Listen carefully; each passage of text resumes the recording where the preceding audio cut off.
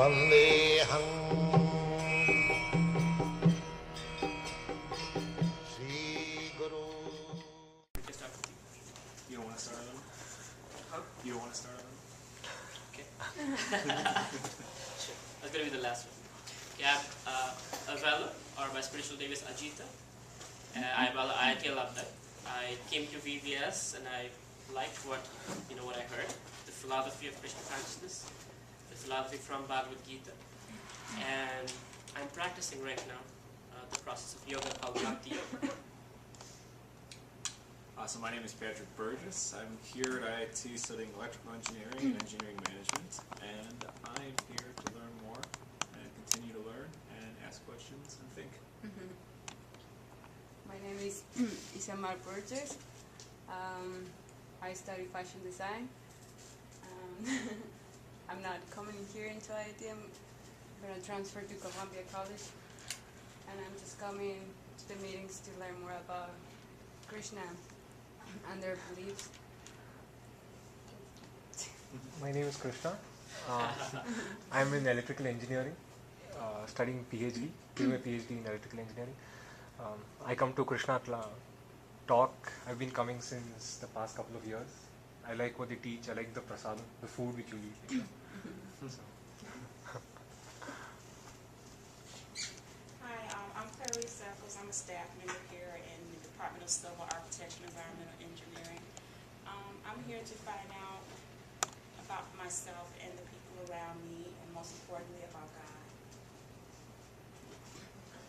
I'm Dave Page, and I'm majoring in business. I wanted to come here to learn about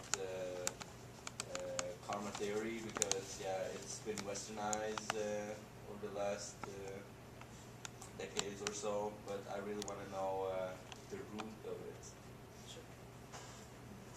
I'm Cleo Richard, engineering management, specializing in civil engineering, and I'm just here because of the topic and learn a bit more about that. Cool, thank you. I'm Abhishek Kulkarni, student of ITM program at IIT. I am here to learn more about karma theory. Madhved Bhaskar. I'm doing Master of Architecture here at IIT. I've been coming here since last semester, not regularly. I'm Rajaram Krishnamurthy. I'm doing Masters in Computer Science. And same, we came last fall to those, I think. I like the discussions going on after the session. Hello, my name is Rishikesh and I am a master's student in electrical engineering, and I am here to find more ways to attain mental peace. Hi, I'm Aditya.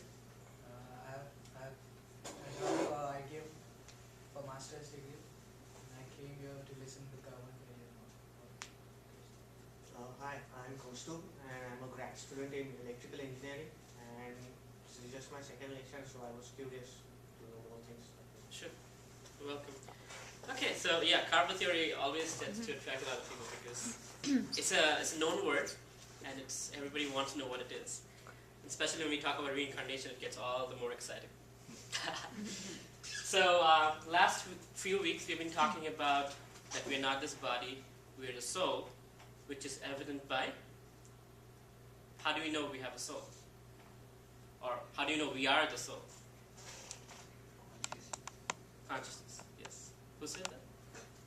Yes. So consciousness exhibits that we are the soul, and because we are spiritual beings, we are souls, we experience things like love, like envy, greed, or happiness.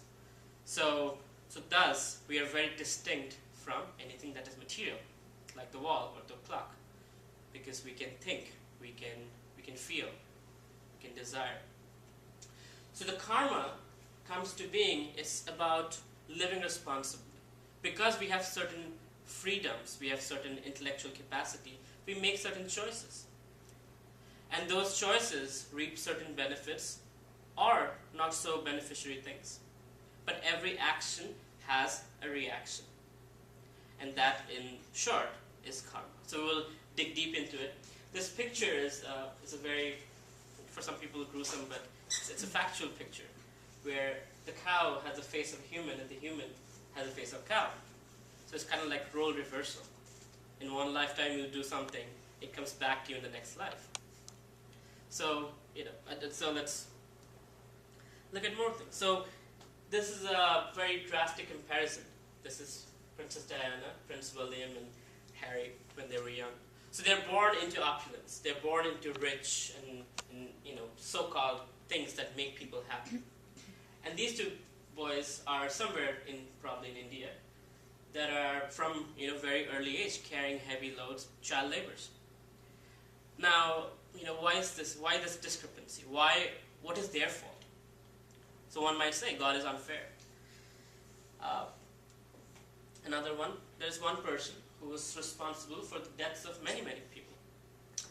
And the person, just happened to commit suicide and die, and that's it. It wasn't a very painful death. Whereas the people he killed were painfully tortured to death. Is it fair? And one might or might not agree with them. So there was this gentleman named Hare Krishna, sounds like Hare Krishna, who wrote this book, When Bad Things Happen to Good People. He was a Jewish rabbi, and one day his son was crossing the street, and he happened to be in the middle of two gangs fighting. They were shooting each other, and the child got shot and died. And this rabbi, who's always, all his life, been theistic, was religious, was on the path of virtue, was questioning life. Why did this happen to me, of all people? There are so many atheistic people, so many people who are doing so many other things. They have having a happy life, and here I lose my child. And so with his questioning, he wrote this book where he's saying, if God is all-powerful, he might not be all-loving. But if he's all-loving, he might not be all-powerful and not all-knowing. And so God is, in some way or form, must be limited. And that, according to the Vedic paradigm, is a little incomplete. And the reason why is because God is all of those, and if he is loving, he has to be just. And everything in nature we see is balanced. Everything has a law. Everything is organized. Because it is created, it's not random. So everything that is happening in our lives is also has a cause and effect principle. And that's where the karma topic begins. So when I was around 5 or 6 years old, this is what my father told me. It starts at birth, ends at death, and that is it. And as a child, I was like, okay. My mother said something else. She said, no, there are higher things. There is something called God. There is something beyond just this life. And I was like, okay, my father and mother are saying different things. It's for me to explore that. So from age 5, I've been exploring in that route and finding different answers. And finally at VBS, it happened to be, I got something that really helped. And it demystified this idea that this one life is it. There's nothing more, nothing less. Whatever we do, it just happens in this one lifetime. So this idea of reincarnation is not just a Vedic understanding. It is found in multiple religions, cultures, and scriptures. In fact, the Bible had the reincarnation topic, but it was deleted or taken out by King Constantine and the bishops that he put together, because he thought it would make people lazy. If they know that there is another life, they will not take religious life seriously. And so, in many other cultures, this idea is there. And especially in the Vedic realm, this idea of the soul transmigrating from one body to another is the basis of our spiritual understanding. Spiritual means related to the spirit. That's who we are, conscious spiritual beings. So even in this life, if you look at it, every moment our cells are dying and new cells are being born. And every 7 years, we have a new body, believe it or not. But it is such a slow process that it is hard to see that. But you can look at the pictures from 2 years ago, from 5 years ago, from 10 years ago, and you see the drastic difference. We have moved from one body to another. So in this body, we are changing. In this life, we are changing bodies. So what happens after death? The person lying down, we say that dead body. We don't say Mr. So-and-so. We say that dead body. That has to be cremated, buried, or whatever. So now, from the scientific perspective, one might say, what proof is there? What evidence is there that there is this reincarnation business? So there's Professor Ian Stevenson from the University of Virginia who went in this journey where he documented 2,000 cases where there are way more than cases of past life remembrance, but there are 2,000 documented cases that were proved where children, were able to speak about their past lives, and they were verified later on. In one case, this child was taken to her in-laws' house from a past life, and she could identify, this is my daughter, who was much older than her, this is my husband, this is my picture on the wall, and she took them where it was, so there was no help. And there are many, many such cases in India and Sri Lanka, in Italy, and in all over the world. So, in some cases, people do remember. In most cases, we don't. And even in the cases that the children do remember their past life, when they grow up, slowly the memories fade away. Because it's very gruesome to live a dual life. You're in a 5-year-old body thinking you're 60-something-year-olds. So it's not the best thing. So we are not given that memory, though it is embedded in our subconscious. And thus, phobia can be explained in one way. In our past lives, we might have, fallen from a tall building or burned by a matchstick. And so people have these phobias that they cannot explain. And one of the common ways to come to resolution about that is past life regression. It's a hypnosis. It's a hypnotic regression through which one is taken to the subconscious, taken from one life to another, and then they see what they were in the past life, and they come to a conclusion that they're not crazy, but something happened that left that impression on the mind, which leads to their phobia. So, what is this? So how do we decide how the next life is formed? So the mind and the 5 senses are what is responsible for this. So the mind is we were talking last week as well, it's a repository of thoughts, desires, feelings, and so on. So the 5 senses are constantly eager to come in contact with sense objects. The skin wants to touch something, the eyes want to see something, the ears want to hear something. So we're constantly trying to gratify our senses, and the mind is what leads the senses. The mind is what the desire is, and the senses come in contact with the sense objects. And this is done with the help of the intelligence. So mind tells the intelligence, I want that ice cream. So intelligence says, okay, let's walk up to there, and then the sense comes in contact with the sense object, and then you taste the ice cream. This is nice. So, like that, we're constantly making certain choices. And those choices are actions which can be divided into 2 categories.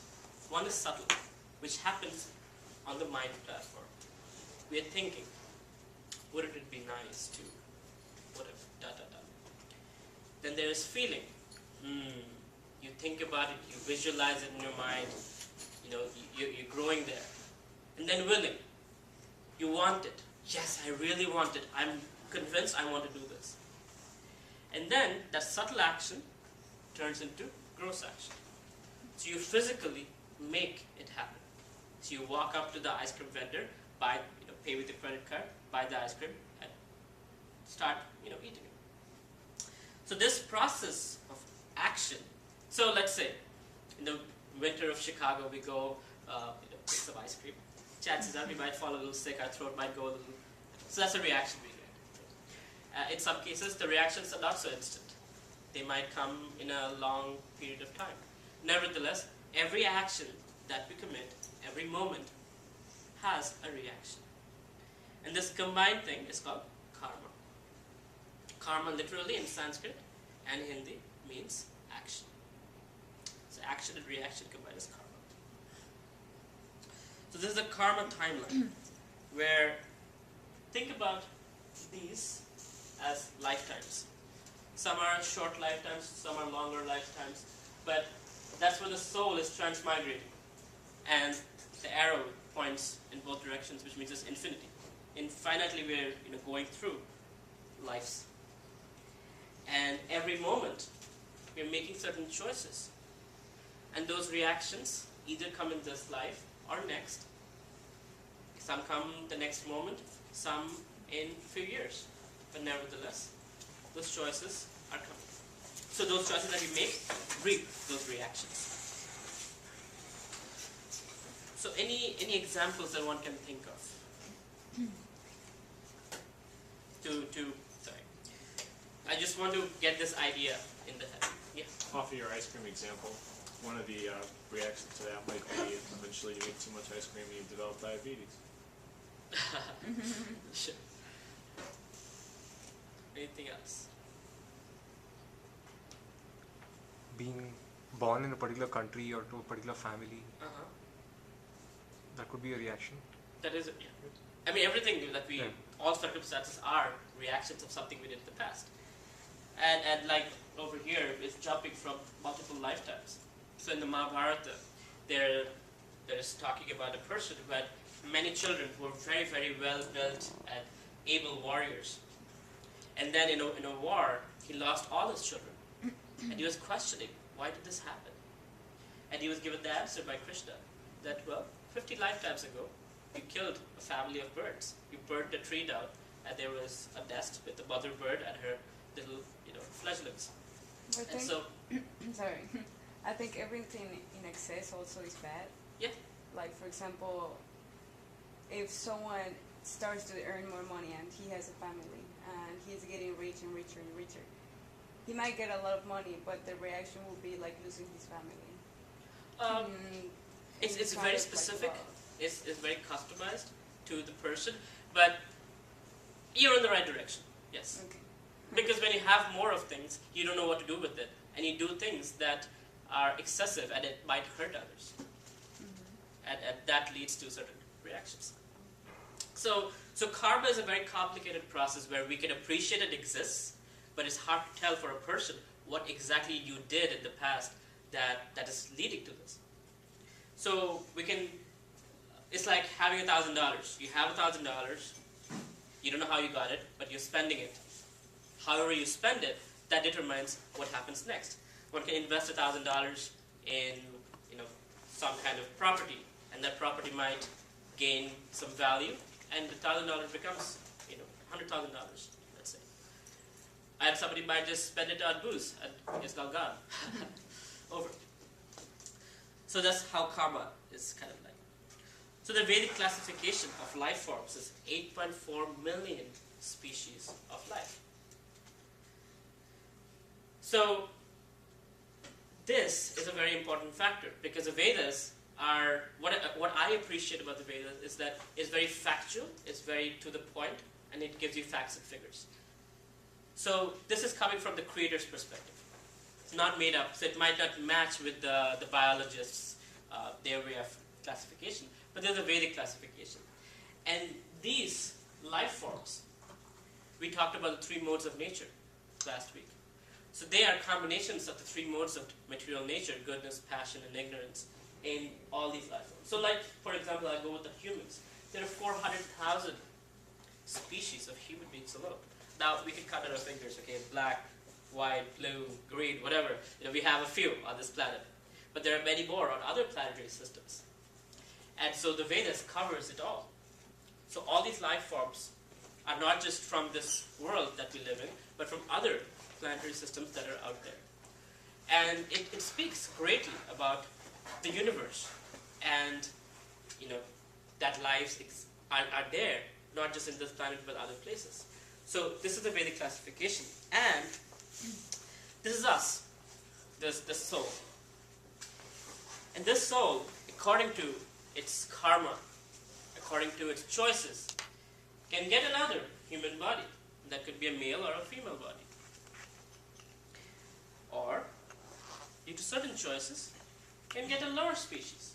So for example, if somebody is very passionate about flying and dedicates a lot of energy and enthusiasm on flying, this body is not the right equipment to fulfill that desire.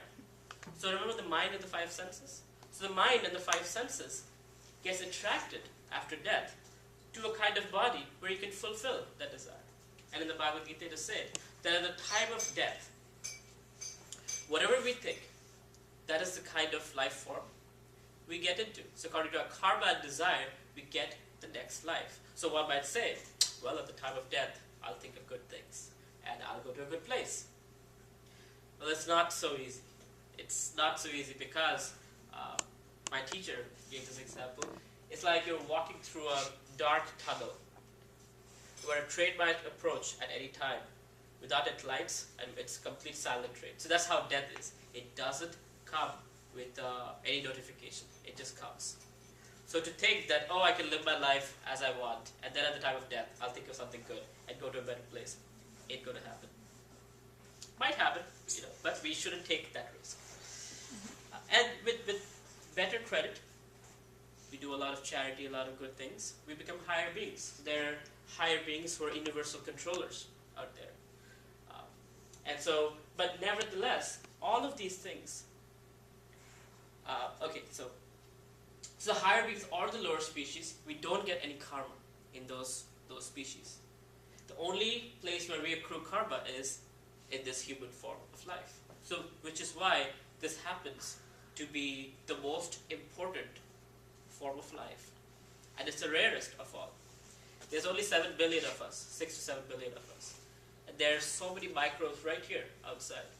Way more than that. 100 million times more than that. So we are a very rare form of species, so we should think about using our life in a way that is a little different from those of the other species that are involved in eating, sleeping, mating, and defending.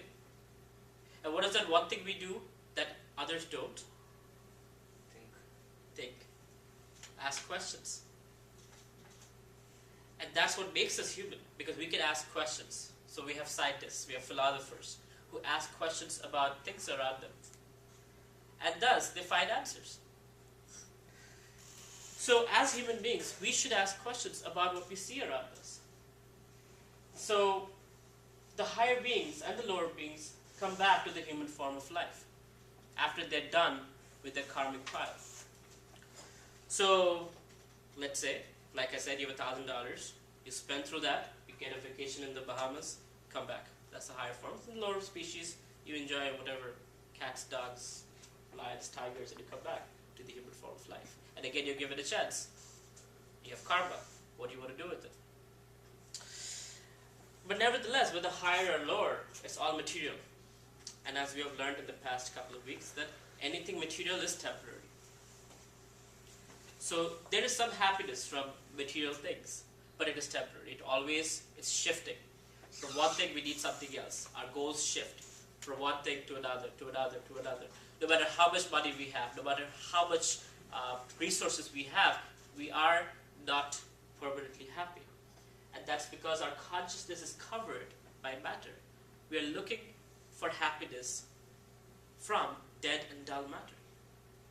Whereas happiness comes from spiritual well-being. So that's why there is the spiritual world that is beyond the material world. And what we're doing right now, the process of yoga, through the process of acquiring knowledge and applying that in our lives, we slowly traverse to the spiritual realm.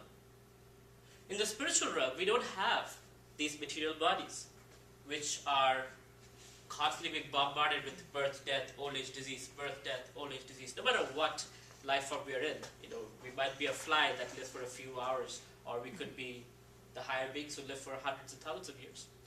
Doesn't matter. We still die, still grow old. So it's a temporary situation. Whereas in the spiritual realm, we live forever. That's where we belong. And our spiritual nature, the soul is by nature eternal, cognizant, and blissful. It's cognizant of itself and its relationship with the Supreme. It's eternal, it doesn't die. That's why death is so unnatural to us. We're all scared of death, of ourselves or death of somebody near to us. It's not natural to the soul. That's why its soul is by nature eternal. And it's blissful. It's blissful in loving relationship with other spiritual beings and the Supreme Being. So the Srimad Bhagavatam says that the rare human form of life, which although temporary, affords one the opportunity to attain the highest perfection. The highest perfection is to get out of the cycle of birth and death. Birth and death. This temporary realm where we are constantly running after things that don't give us happiness. So this human form of life, we can live like 99% of the people that are living. Or we can choose something different. We will be doing the same things. The person at the path of spirituality doesn't leave everything. At least according to the Bhagavad Gita, there are some people who do leave things and go to the forests or Himalayas. But according to Bhagavad Gita, we are taught to do what we are doing with the spiritual consciousness, knowing who it is for, what it is for, who we are in relation to what.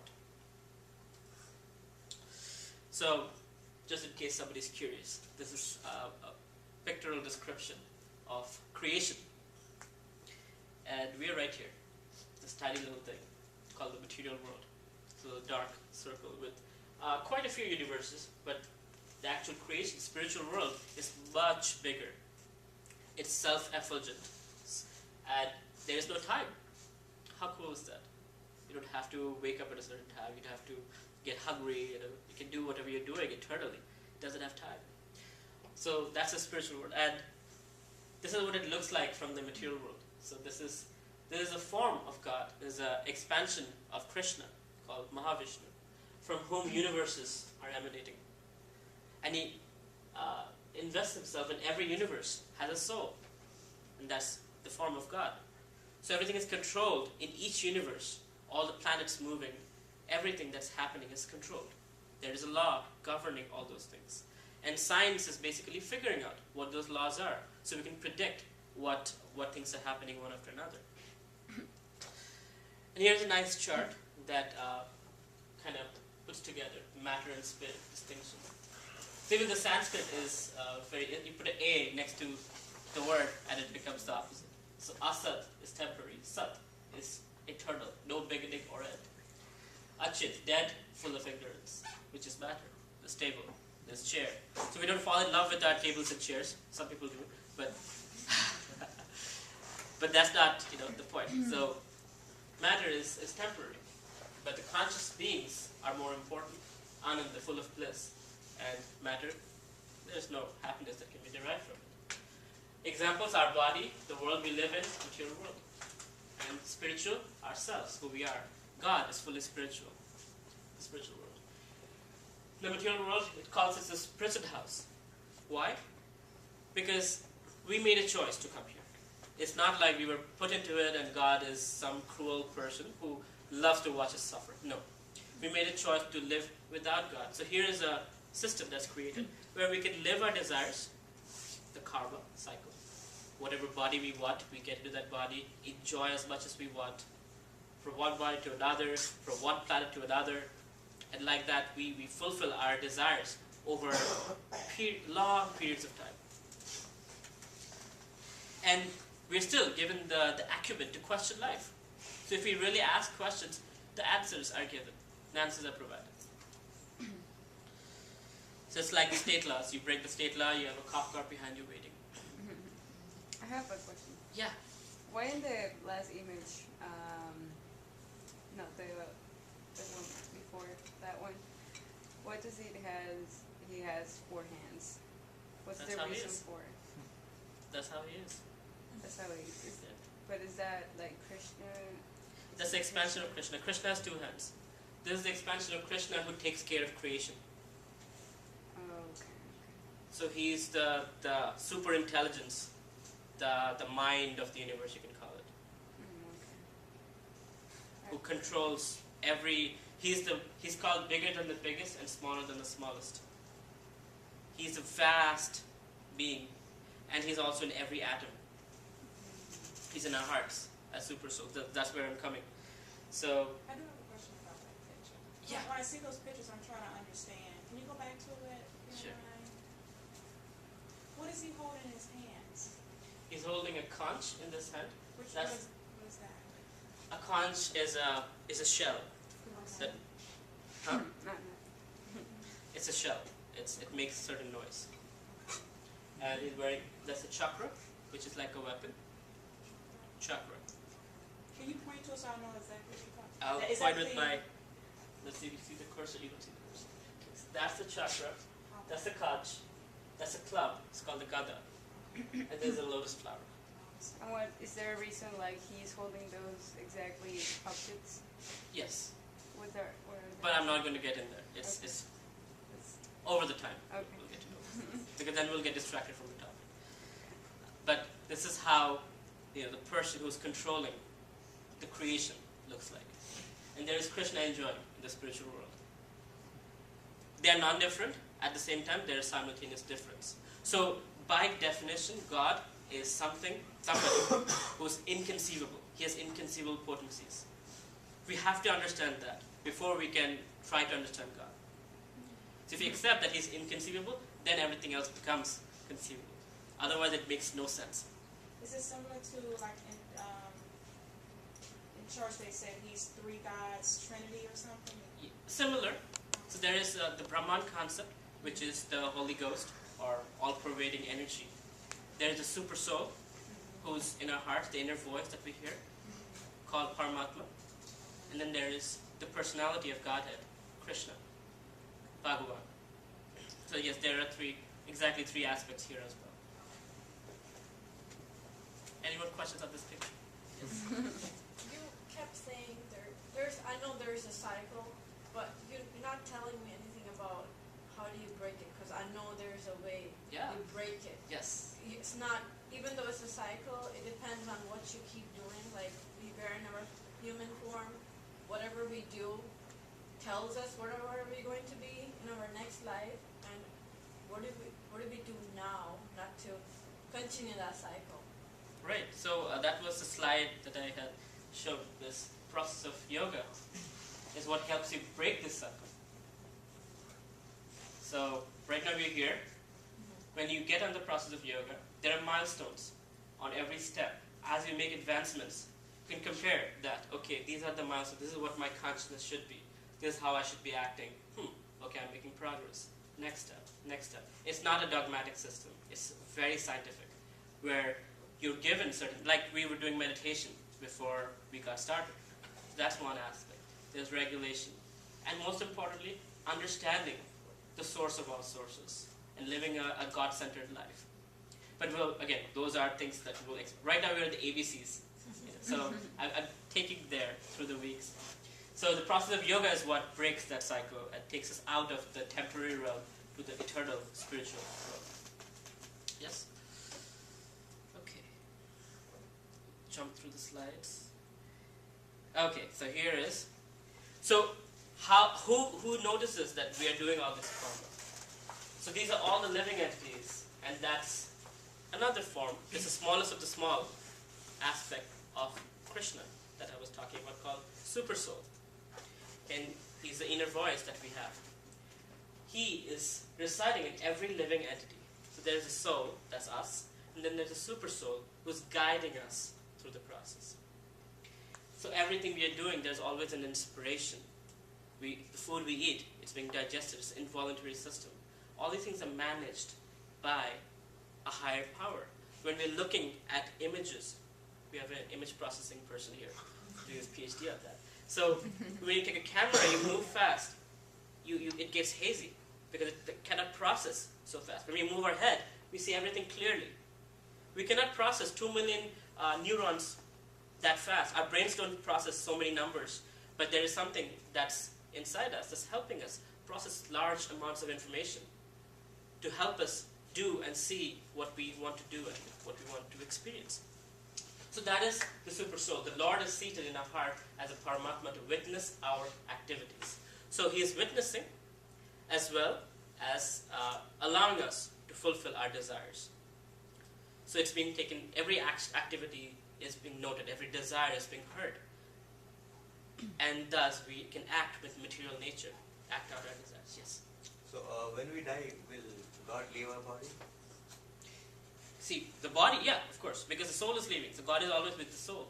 Super soul and soul are together, covered by the subtle body, which is the mind, intelligence, and the ego. But then again, we say that God is in every object, right, irrespective of. He's in every atom. Yes. So does he still leave it, or is he in our body? So see, he's in separate manifestations. As a super soul is sitting in our heart, is also in every atom of our cells. But the super soul is guiding the soul through the process. He's always there with the soul. Do you understand? No? Not really. Yes, every matter, every atom has an aspect of God, because they're energy of God. Let's put it this way, right? So in the Bhagavatam it says, it defines what an atom is, and then it says that super soul is smaller, even smaller than the atom, and it resides in every atom of his creation. Because there is energy, so that's his expansion. Now we don't say this is God. There's energy of God. There's a distinction between God and energy of God. So his expansions, just like when you have children, they're your expansion, right? So they look like you, they talk like you, might have intelligence like you. So they're your expansion. So just like that, the material and the spiritual energy are expansions of God. We're spiritual expansions of God. And because of the relationship we have, he never leaves us even though we leave him. And in our heart, he's always there to help us fulfill our desires. In a neutral way. Let's say if we want to do something terrible, he's not going to say no, because he does not tinker with our free will. Our free will is never tinkered unless we invite him to. But by nature, God never tinkers with the free will. So we cannot blame God for our situation, because we are making our choices every moment. Yes? I have a question. Yes. Well, in the Catholic Bible says that after you die, you go to paradise. And that picture shows like kind of the same idea, that because I've seen that it has lions and the humans are all together, and I don't know if that's like the other life, that it's you going to step forward. Do you understand? This picture is a pictorial description of the unity and diversity of all living beings. That all living beings are parts and parcels of God, and we are all conscious beings. So it's not necessarily that the humans and tigers are hugging each other. I don't know anything about Catholicism, but I can tell you the Vedic perspective. It is purely karma related. Whatever activities and desires we do and choose, that's how our future is destined. Even in this life, for example, I like to use this example. You go to the gym, you know you'll get a good body, you'll be healthier, etc. You eat nicely, you live a healthier lifestyle. So whatever we do now has an effect in our future. So whatever we do in this lifetime affects our future lifetimes. So it's not like everybody's going to heaven. Okay. You might be born in this planet. You might be born as your own great-grandchild. If you have a certain attachment towards a certain person. You die thinking about my daughter, I cannot leave her, what will happen to her? And so you're born as a grandchild. It has happened. There are many cases like that, where the grandparent is born as a grandchild because they're so attached to their child that they're born as the children. So, so that's the karma aspect of things. It's very to the point. It's very logical. That whatever you desire, it's not a cruel system where, hey, you've done this, going to hell for eternity. No. Everybody has a chance. Once you're done reaping the benefits or not the benefits, you come back. You're given another chance. And perpetually we're doing this. So, like you asked a very intelligent question, how we break out of it. And so that's the process. That's where we are going. Is we invite God to take an important role in our lives. So we can study for God, we can earn for God, we can fight wars for God. Arjuna is fighting the war in the Bhagavad Gita. So again, there are some more pictures. We already talked about this one. There's another pictorial representation of karma. Somebody likes to eat a lot of meat. Given a tiger's body, where it has a nice teeth, has a nice digestive system, to live out that desire. Somebody likes to sleep a lot, can get a bare body, sleep for 6 months, be happy. You like to be naked? Sure. Tree body is there. Go through all the seasons. Of course, animals are also naked, but you get the point. It's understanding. You like to eat all kinds of things. This is very, very generic. Karma is very specific, so don't take this as literally, but it's to give us an idea of what karma is, how it works. It's a very complicated process. So we talked about the modes of nature, so I'm going to go through this quickly. So this is about the mode of goodness. Material nature consists of 3 modes: goodness, passion, and ignorance. When the eternal living entity comes in contact with nature, O mighty armed Arjuna, he becomes conditioned by these modes. So the material nature has 3 modes, for those who weren't here for the modes of nature. It's like the primary colors. You mix and match them, and you get different life forms. You get different things around you. Everything has a different theme to it. So the color red, for example, is the mode of passion. It's just bright and energetic, so it has that quality. O sinless one, the mode of goodness, being purer than the others, is illuminating, and it frees one from all sinful reactions. Those situated in that mode become conditioned by a sense of happiness and knowledge. So mode of goodness is characterized by happiness and knowledge. Mode of passion is characterized by desires and longings, competition, material fruitive actions. I do this, I get this. Oh, why did I not get that? So there's frustration also in the mode of passion. Mode of ignorance, sleep, laziness, indolence, madness. It's a characteristic of mode of ignorance. So let's say there are certain foods in the mode of ignorance, for example, alcohol or drugs. So when you take that, you're under the influence of mode of ignorance. And then people can draw things on your face. You cannot do anything about it. So nevertheless, even if you're goodness or ignorance, it doesn't matter. They're just different chains: gold chain, silver chain, iron chain. Because you're still in the temporary realm. And we should ask the question how to get out of there. Otherwise, you're in a prison house with a color TV and, internet, but you're in a prison house. You don't have the freedom. So is good karma good? I have answered this question for you, so I would like you to answer this. For me? Yes. I think I remember. Good cards. I think it's good. I don't know. What about you, Clarice?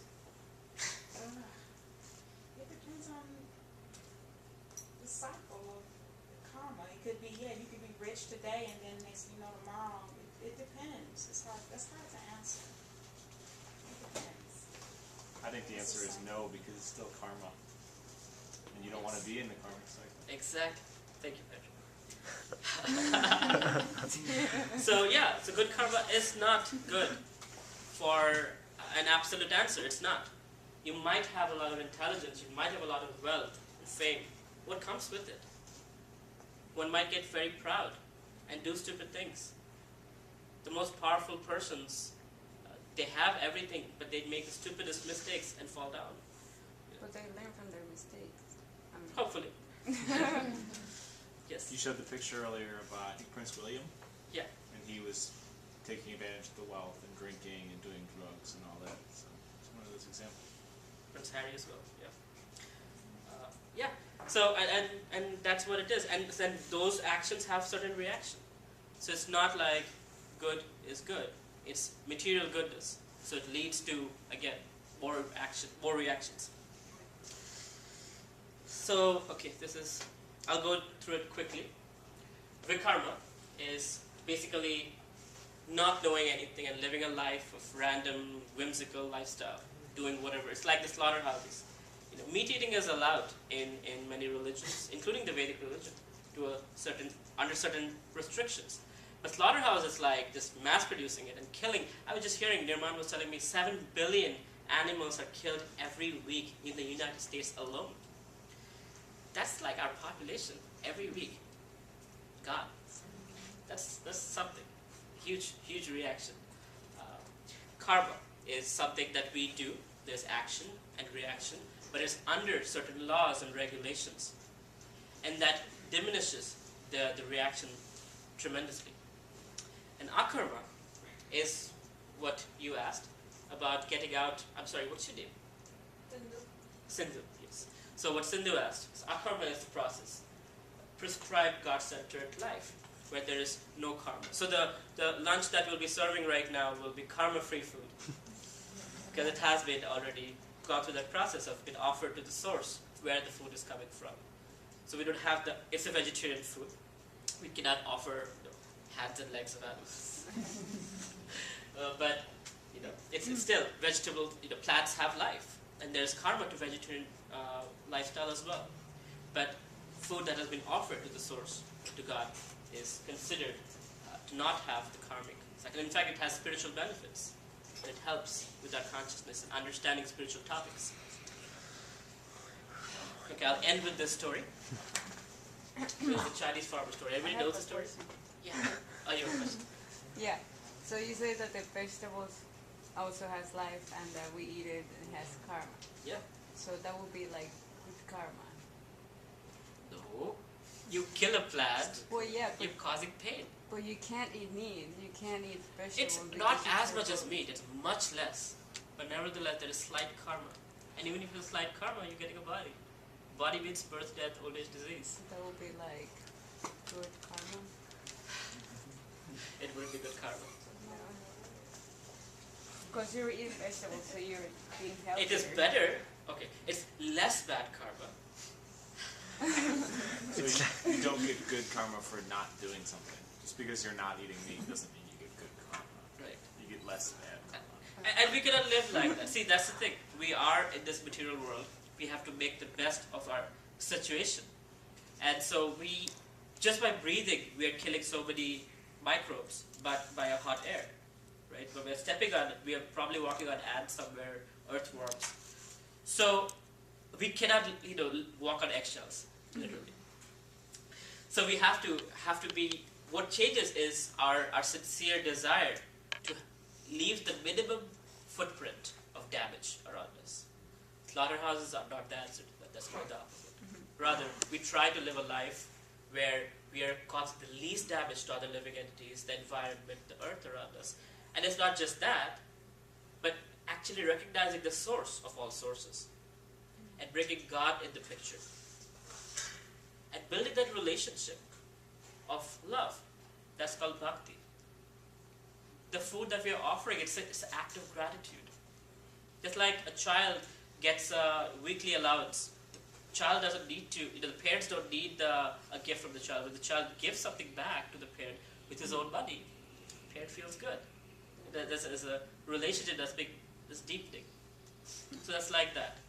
Everything, if we are living a life of gratitude to the source from which everything is coming, our intelligence is coming from somewhere, our abilities are coming from somewhere, things that are given to us are coming from somewhere. That is what helps us get out of this realm. It's living a God-centered life. Anybody want this story, or do you want lunch? This story? Story? Okay. So the Chinese farmer story. There was a Chinese farmer who had a horse, and he had a son.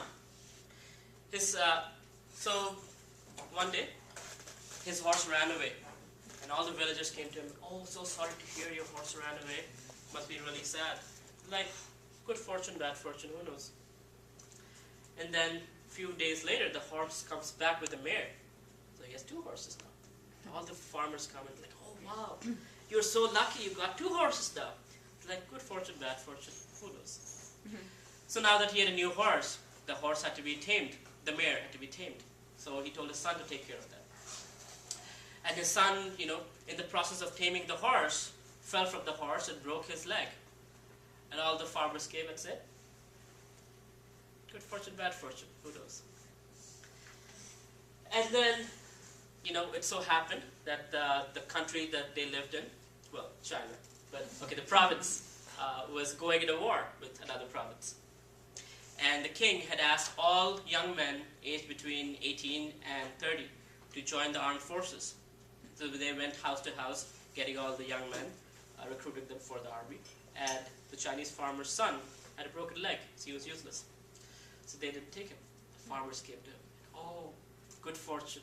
Such good fortune. Your son and our son's going to die in the war. It's like good fortune, bad fortune, who knows? So karma is like that. It's hard to tell what is happening right now is good fortune or bad fortune. But, now we know what's the next step. So next few weeks, we'll talk about that. Thus ends the karma theory lecture, and we can start our lunch. Thank you very much.